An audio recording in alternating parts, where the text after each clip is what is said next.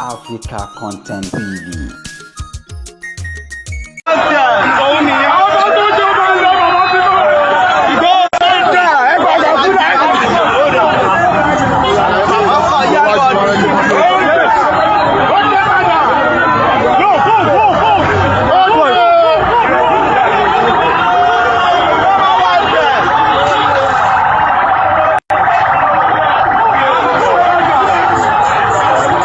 See massive crowd here. Sunday Igboho arrives Ibadan in grand style. Koiki Media bringing the world closer to your doorstep.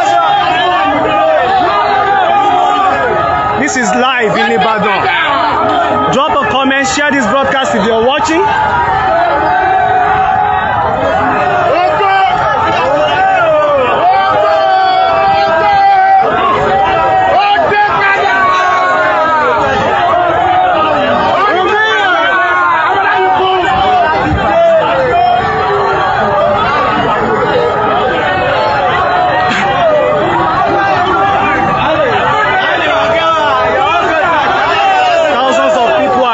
To witness this great day and experience.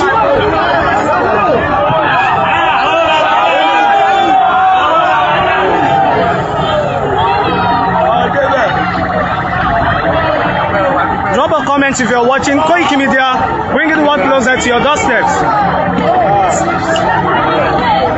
Igboho arrives Ibadan for a courtesy visit to the Oba Olubadan of Ile Ibadan, as he has been granted no more wanted. The lifted ban has successfully been removed.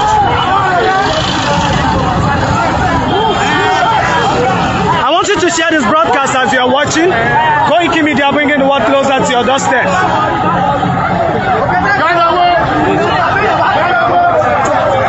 Today is the 25th of January 2026. 26th of January, 25th of January 2026. The wanted ban has been lifted and Chief is here on an honorable visit. The ban has been lifted, an honorable visit to the Oba Olubadan of Ile Ibadan. Once again, Koiki Media bringing one closer to your doorsteps. Massive crowd awaited him here.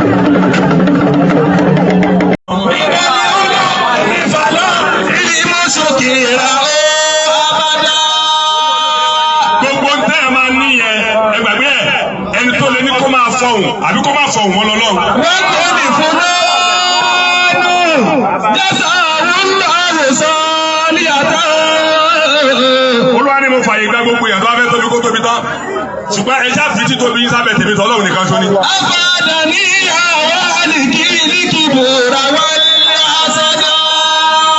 ìgbà pé ọlọ́run lọ́lọ́run ẹni tọ́lọ́run ṣe báyìí fún ó kéré láyé kéèyàn pàdé irúfẹ́ pàdé yẹn ogun dìdì lẹ́lòmí ológun ojúkú ogun ìdílé kó lè gbogbo ayé lélẹ́ ìfẹ́ pàdé.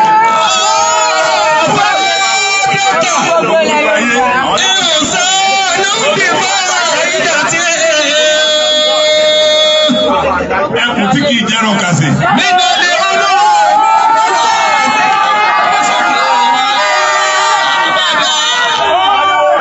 Ṣé ẹni bá ṣe pọ̀ tó yìí, àdúrà ló kù tá a ṣe fún ọ. Báyọ̀ tí wọ́n pọ̀ tó yìí, àdúrà ló wá kù tá a ṣe fún ọ. A ti bá wọn dúpẹ́. Bàbá mi, ẹ máa wo wájú dáadáa kẹ́lẹ̀ máa wẹ̀ kó lè wá sínú. Bàbá ní ká tó ṣàdúrà yìí ẹ̀jẹ̀ rọ̀ wà nínú yìí. Ẹ̀kọ́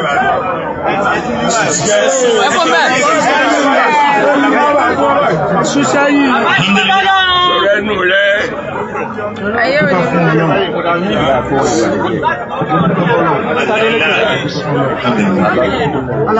ni ẹni kí n kọ́ bá gbé fún un. Bàbá àgbà olóyè Sunday Igboho wọ́n ní mọ̀ lára yá sàtàrú sọ̀rọ̀ kan ní ìsìn. Wọ́n ní gbogbo èèyàn kọ́ lọ́lọ́run sí. Wọ́n ní gbogbo èèyàn kọ́ lọ́lọ́run ṣe bẹ́ẹ̀ sí. Orí ọ̀fẹ́ Ọlọ́run mọ́ nígbà. Bàbá ní orí ọ̀fẹ́ Ọlọ́run àwọn nígbà. Wọ́n làwọn mọ̀ bẹ́ẹ̀. Gbogbo ìgbésí ayé mi, Ọlọ́run ẹ̀ ká máa gbọ́dọ̀. Irú ìròyìn tó ṣẹlẹ̀ lémi sí.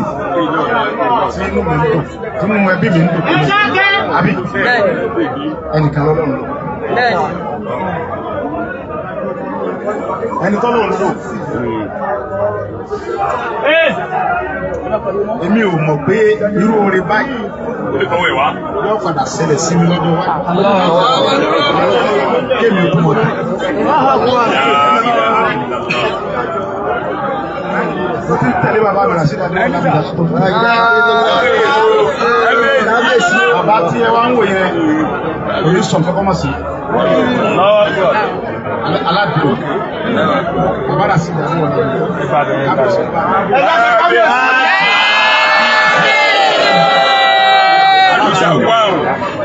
Aládùn. Mo kọ́ tó máa ṣẹlẹ̀ ṣẹ̀dá láyé sí. Dáàbò ẹ lọ́rọ̀ wá nílẹ̀ o. Gẹ́gẹ́ bí security, èmi ò mọ̀ pé àwọn ewu tí ó padà gbà lórí mi ọjọ́ wájú ni mo pa á mọ́ lọ́dọ̀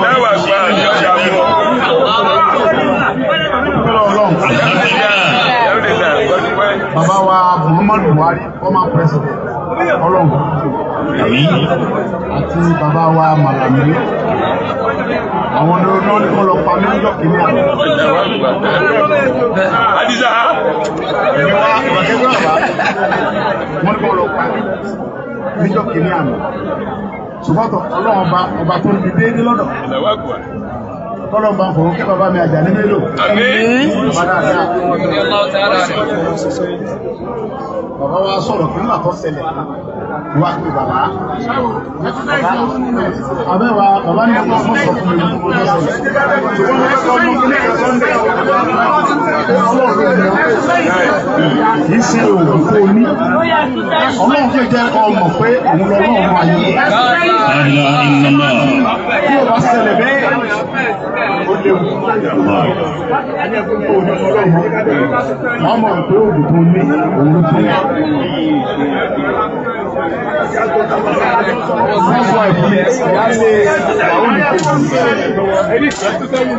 Ó nígbà tó ń ṣẹlẹ̀ bẹ́ẹ̀ tí kẹ̀lẹ́ ń lọ bẹ́ẹ̀.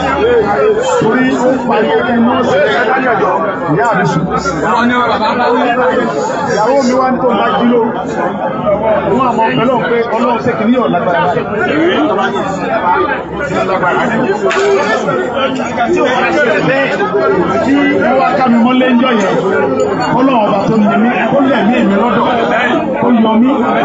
Àmọ́ rò pé agbára àyàn náà lọ́pọ̀ gẹ́gẹ́ bí ọ̀rọ̀ bàbá mi àgbà ní. Ẹ̀yà fà, kìí ṣe mi ìgbà ẹ̀bà púpọ̀ lọ́wọ́. Ẹ̀bà mi púpọ̀ lọ́wọ́ Ọlọ́run ọba tó ní mí. Alhamdulillah.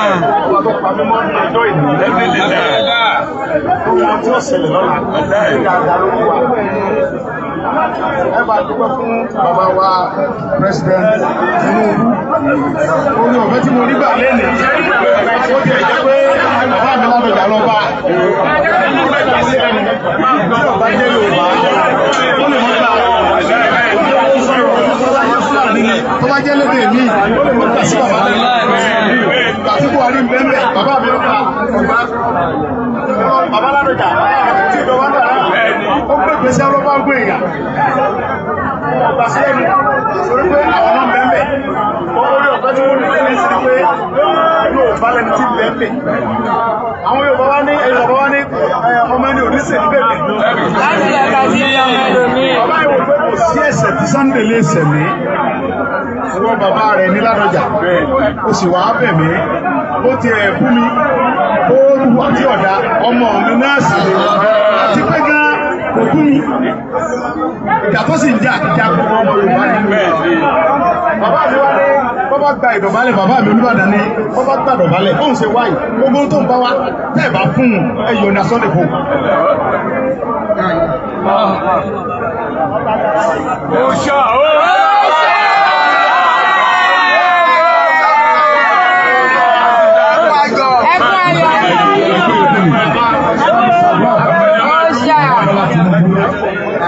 Ó ti ẹ̀gbọ́rọ̀ sí ọba ṣàdúrà fún ààrẹ orílẹ̀-èdè wa ó ti ẹ̀gbọ́rọ̀ sí àwọn ọmọ ẹ̀rọ ọba mi ṣàdúrà fún gbogbo ọba yẹn ẹ̀rọ láti fi bàbá pa ọ̀nà ọmọ olúkún kẹwàá wá fi ọba lé bàbá mi sẹ́nitọ́ His Excellency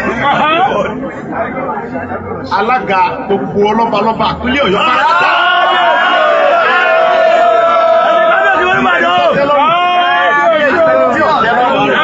Ládọjà lọ́lọ́run fún ní alága lọ́mọ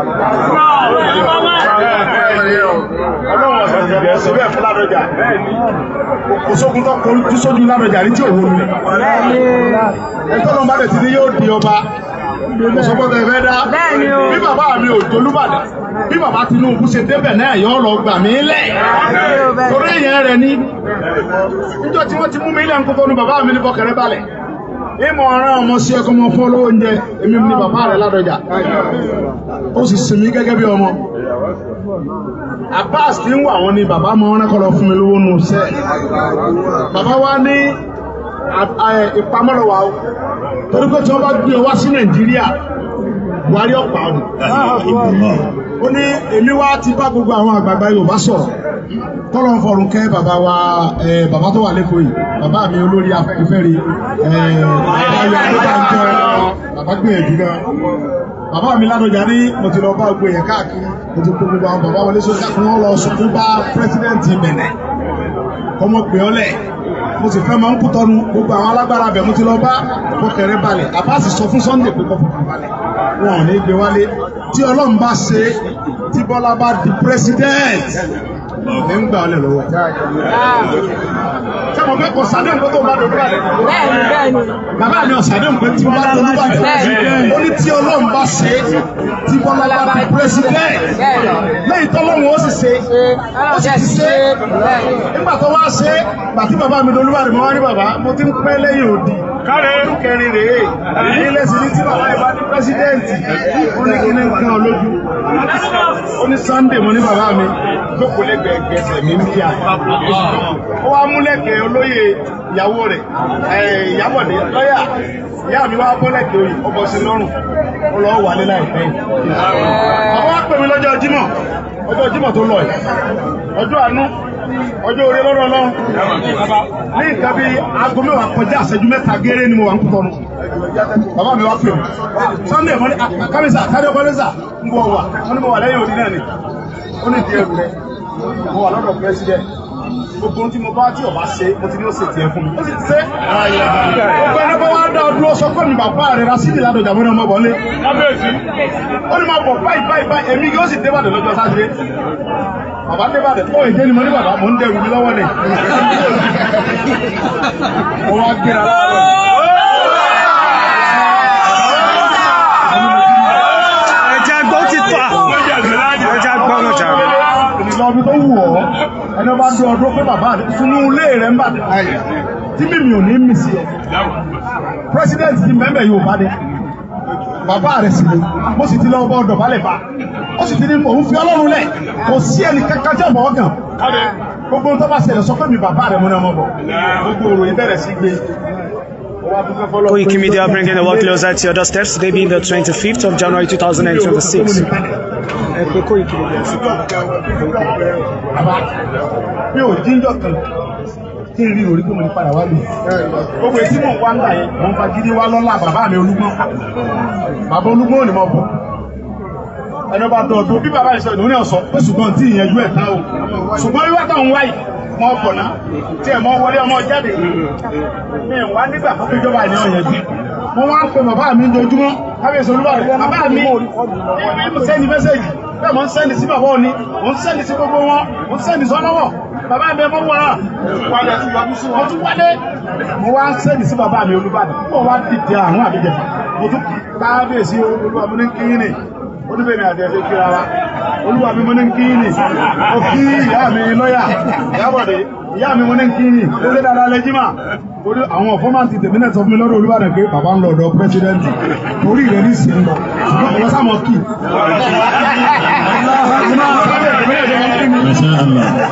wọ́n lọ ní pé ọjọ́ tí mo ti kú òǹlù yìí àwọn bàbá àfa ìwọ̀n fún mi lémi lẹ́nu.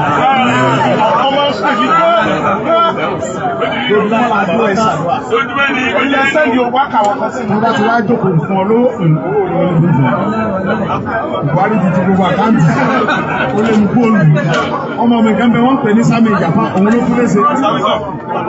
ló tún léṣe Sami Ìjàpá ló tún léṣe Buhari ti bá ọgbọ́n ẹ̀jẹ̀ ẹ̀rú mọ̀ bàbá ọ̀pá yẹn ọ̀pá dògán ọ̀pá bàbá ọba nǹkan jẹ́ àwọn bàbá yìí wọn ò wá pinnu lélẹ̀ ọwọ́ sàkóso wọn bá mi bẹ lọ́hùn lójúmọ́ bàbá wọn á pè mí pé àní máa padà wálé fẹ́ ẹni tí ó dìde tí ó lọ wọ bẹ̀bẹ̀ lọ́dọ̀ àwọn alágbára Nàìjíríà tó sì lọ wọ bọ̀ ńlé Ọlọ́run ó pèsè fún ọ Ọlọ́run wá kan bàbá mi Olúbàdàn ẹ wà bá ń pẹ lọ́hùn pé kí ẹ̀mí bàbá mi Rasidi Adéwọ̀lú lábẹ́jà kọ́lọ̀ bá gúnlẹ̀ nínú ọmọ bàbá kárẹ̀ jẹ́ ọmọ lè kó ní ẹrù ẹ̀ ọmọ jẹ́ kíkó pé ẹ̀mí àwọn ọmọ bàbá Rasidi Adéwọ̀lú lábẹ́jà Olúbàdàn kẹ́mi wọ́n kú bàbá wa Bọ́lá mẹ́ Tinubu kọ́lọ̀ pa wọn ọmọ ìjọ orí gbàgbẹ́ kíjọba yẹn ń gbọ́ra Nàìjíríà wọ́n bàjẹ́ kọ́lọ́hún ṣe gbà sí kọ́lọ́hún ṣe nípa ó gbà sí bàbá mi lẹ́nu láti yọ̀ǹda mi gbogbo tó máa ń fẹ́ lọ́dọ̀ Ọlọ́run kọ́lọ́ máa ń yọ̀ǹda gbogbo tí bàbá mẹ́rin Bọ́lá Tinubu máa ń fẹ́ lọ́dọ̀ Ọlọ́run kọ́lọ́ máa ń yọ̀ǹda lásìkò pé ọjọ́ Jímọ̀ lọ́jọ́ tó yọ̀ǹda mi kọ́lọ́ bàbá yẹn yọ̀ǹda mi kọ́lọ́ mi ìyàwó àtọmọkùnrin ìlú bá wọn lọ èbò mi lé wọlú gbogbo dúkìá ti bàjẹ́ gbogbo lẹ́mí náà ti bàjẹ́ gbogbo dúkìá mi náà ti bàjẹ́ ó kọ́lọ́ mi àwọn ọmọ tó wà ní ọmọdé ń tẹ̀lé mi.